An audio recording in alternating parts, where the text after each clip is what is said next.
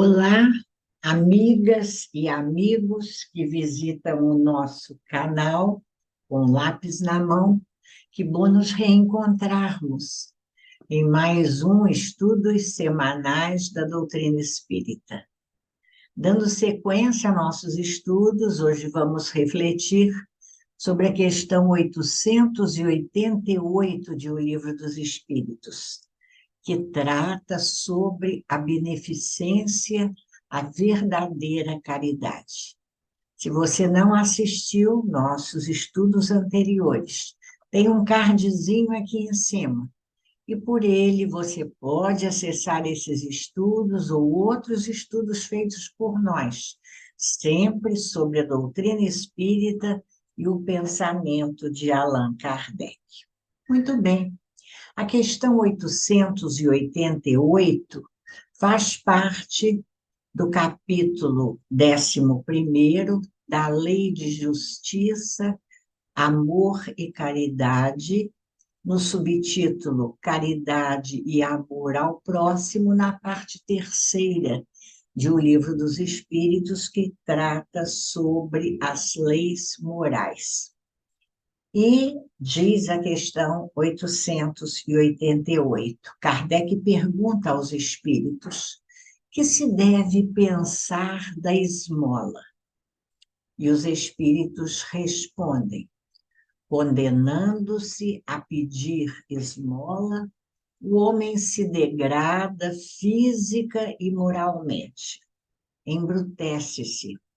Uma sociedade que se baseia na lei de Deus e na justiça deve prover a vida do fraco, sem que haja para ele humilhação.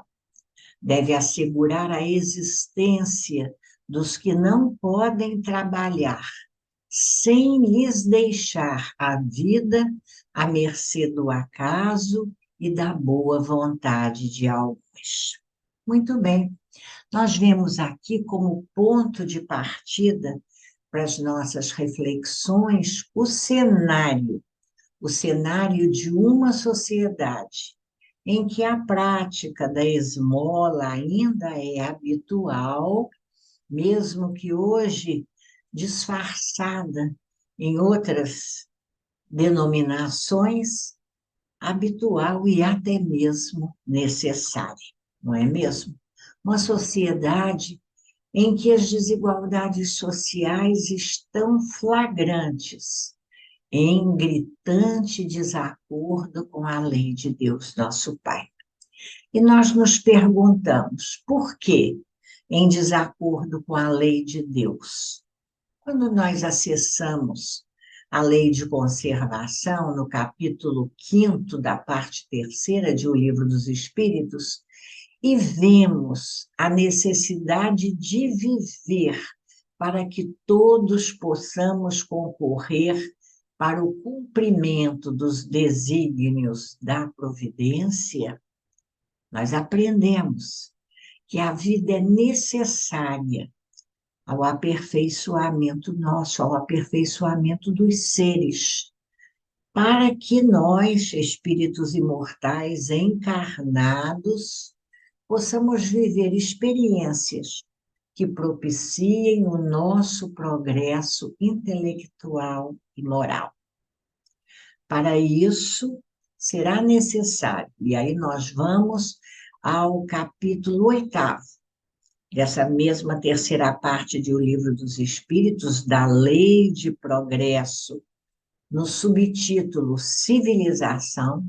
Então, nós vamos ver que para que nós possamos viver, repetindo, essas experiências que nos propiciem, enquanto encarnados, o progresso intelectual e moral, nós precisaremos viver em uma sociedade onde as leis nenhum privilégio consagrem e sejam as mesmas, assim para o último como para o primeiro, onde com menos parcialidade se exerça a justiça, onde o fraco encontre sempre amparo contra o forte, onde a vida do homem, suas crenças e opiniões sejam mais respeitadas, onde exista menor número de desgraçados, enfim,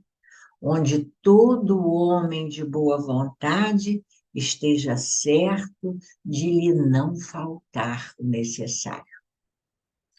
Infelizmente, voltando à questão 888, nós vivemos, como dizem os espíritos, em uma sociedade onde ainda o homem se degrada física e moralmente, sendo obrigado a sobreviver de esmolas, dependendo da boa vontade de alguns, em condições de verdadeira humilhação.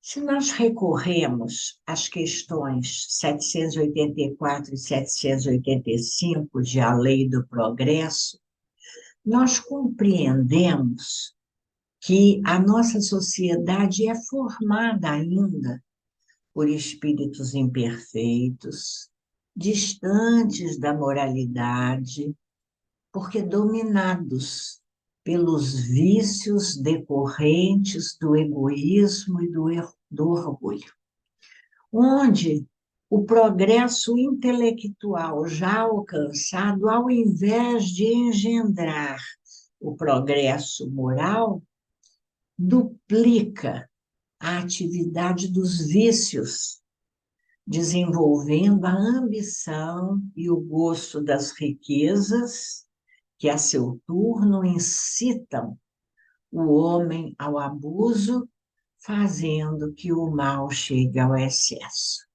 Isso porque nós temos progresso intelectual, mas um progresso intelectual que é obstado a sua consequência natural, que seria engendrar o progresso moral, essa decorrência natural é obstada pelos vícios, que o progresso intelectual duplica e que desenvolvem no homem a ambição e o egoísmo, o gosto pelas riquezas. E nesse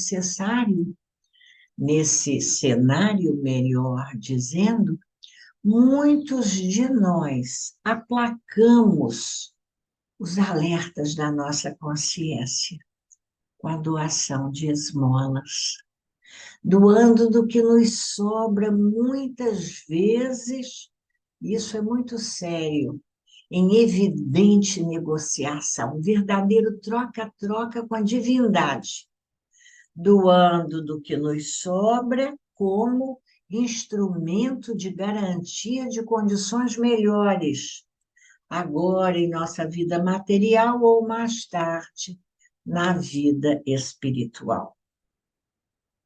E nesse sentido, a palavra de Vicente de Paulo nos concita a refletir sobre como temos lidado com essa situação, aferindo o nosso real sentimento e as nossas verdadeiras intenções. Vamos continuar refletindo agora sobre essa chamada de atenção de Vicente de Paulo. Quais são os nossos reais sentimentos e as nossas verdadeiras intenções quando doamos esmolas, com qualquer nome que queiramos definir a nossa ação? Bom, vamos para isso lá buscar a definição da palavra esmola. Palavra que nós sabemos passou a ter um significado pejorativo, entendida hoje como uma ajuda considerada desprezível. No dicionário, esmola, substantivo feminino, dádiva caridosa feita aos pobres. Donativo, ato de auxiliar, de prestar ajuda e socorro. dádiva caridosa feita aos pobres, donativo, ato de auxiliar, de prestar ajuda, socorro. Olha, ela assim definida parece estar de acordo com a recomendação dos espíritos lá na questão 685A da Lei do Trabalho, onde eles dizem: o fraco deve trabalhar, o forte deve trabalhar para o fraco. Não tendo este, o fraco, família, a sociedade deve fazer as vezes desta. É a lei da caridade. Então, nós podemos pensar, essa dádiva caridosa feita aos pobres está atendendo à recomendação dos espíritos de que o forte deve ajudar o mais fraco. Se é assim, então, por que dar esmola não é atender à lei de caridade? Vicente de Paulo coloca para nós, quando ele diz que o que merece reprovação não é a dádiva propriamente dita, a esmola, mas a maneira por que habitualmente é dada. Então, nós vamos ver, a partir de agora, no discurso de Vicente de Paulo, que ele não vai refletir conosco sobre instrumentos sociais, sobre leis ainda incipientes que nenhum privilégio consagrem a ninguém, não é? Como dizem os espíritos, e sejam as mesmas, assim para o último como para o primeiro. Não, ele não vai abordar a questão da esmola por esse ângulo. Ele aborda o tema por um outro ângulo, nos levando a refletir sobre o nosso sentimento e as nossas verdadeiras intenções na relação com o outro, a quem procuramos ajudar. Muito bem. Ele nos diz: a verdadeira caridade é sempre bondosa e benévola. Está tanto no ato como na maneira por que é praticada. Olha lá, como na maneira por que é praticada, com o lápis na mão. Maneira como é praticada, é isso que nós vamos ver. Então, o ponto 1 para a nossa reflexão. O homem, diz ele, de bem, vai ao encontro do desgraçado, sem esperar que este lhe estenda a mão. Ele se adianta, ele vai, como ele diz adiante, perceber as misérias ocultas. E nós vimos, isso reafirma o que disseram os espíritos, do quanto o ato de pedir esmola degrada o homem e se constitui uma humilhação. De que a gente está falando? De que Vicente de Paulo está falando? Ele está falando para nós da garantia da dignidade do outro. Garantir a dignidade do outro. Quando a gente estuda o princípio da dignidade humana, nós vamos ver que esse princípio reconhece o valor intrínseco de cada indivíduo e estabelece que todas as pessoas devem ser tratadas com respeito, igualdade e liberdade.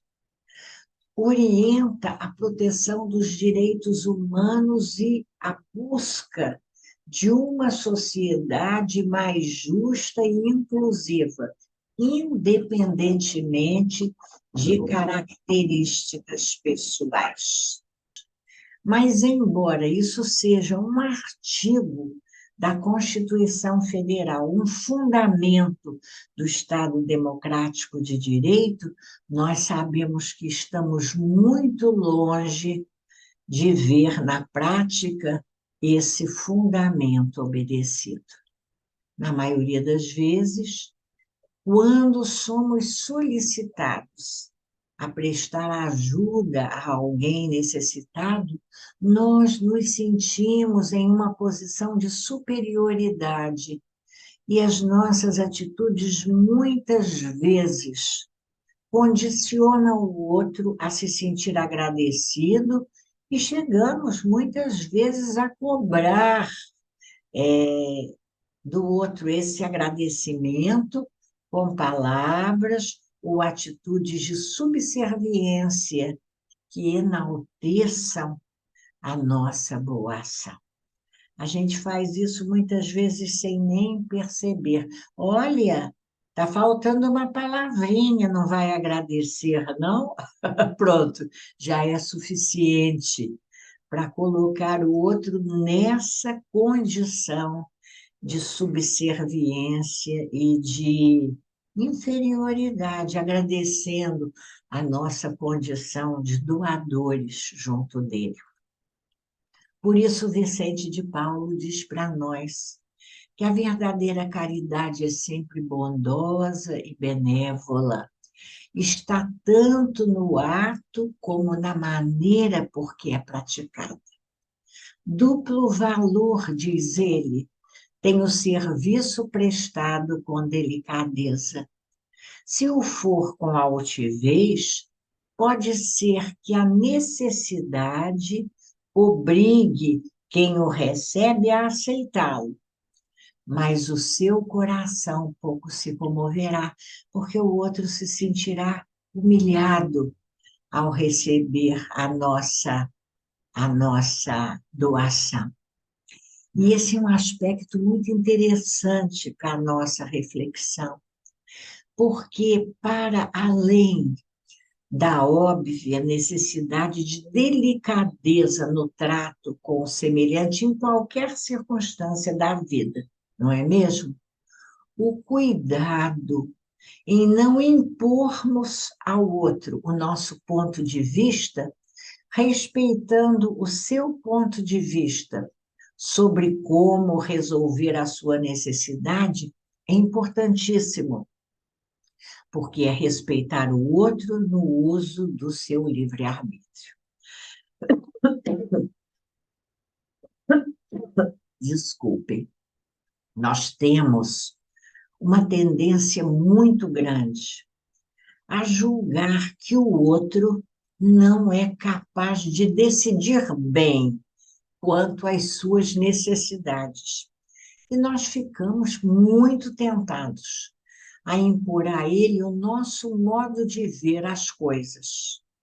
Mas nós somos pessoas diferentes e, embora nós possamos dialogar respeitosamente com o outro a respeito das escolhas feitas, será preciso sempre agir com muita delicadeza e com muito respeito para não impormos os nossos pontos de vista.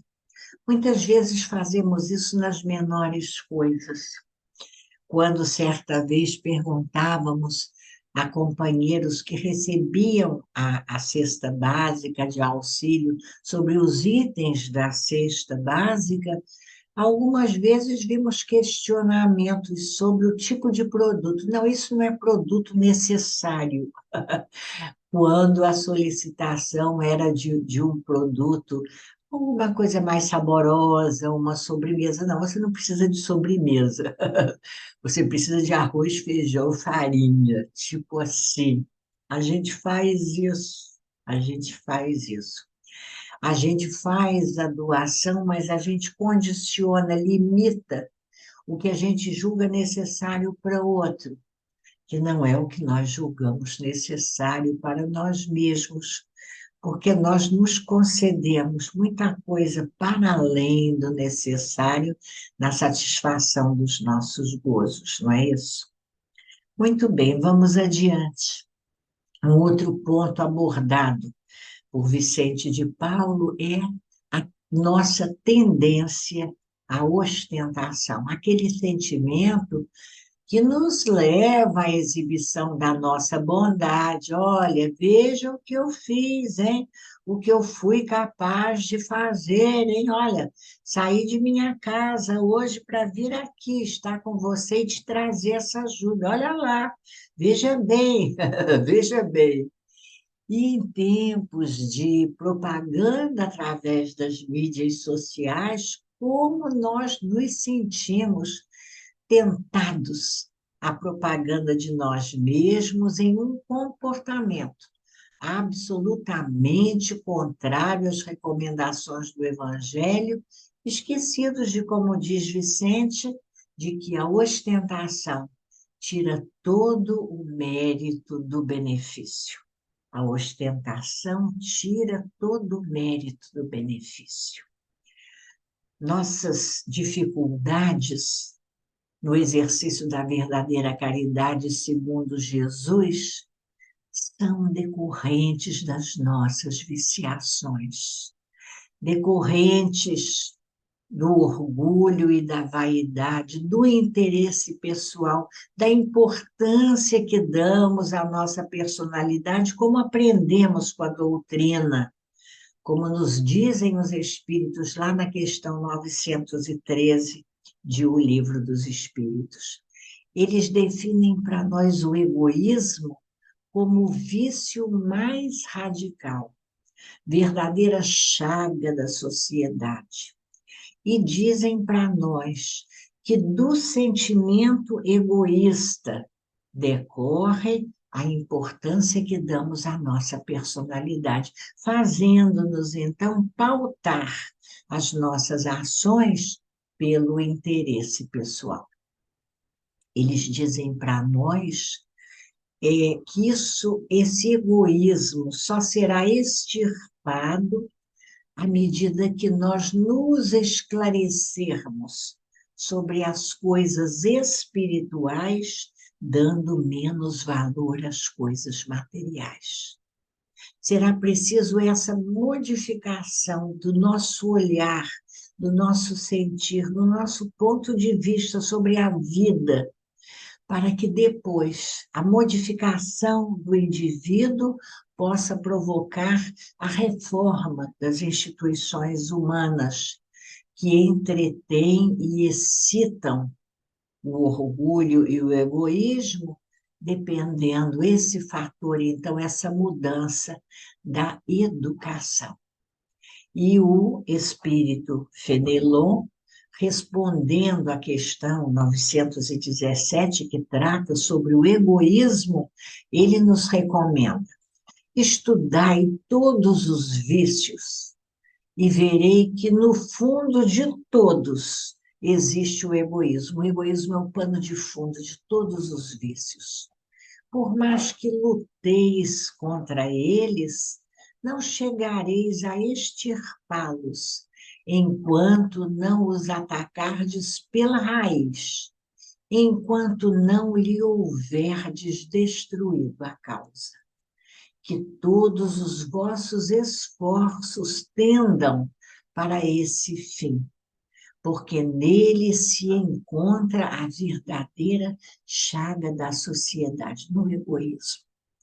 Quem nesta vida quiser se aproximar da perfeição moral, deve extirpar do seu coração todo o sentimento de egoísmo, porque ele é incompatível com a justiça, o amor e a caridade e neutraliza todas as outras qualidades, porventura, existentes. Muito bem.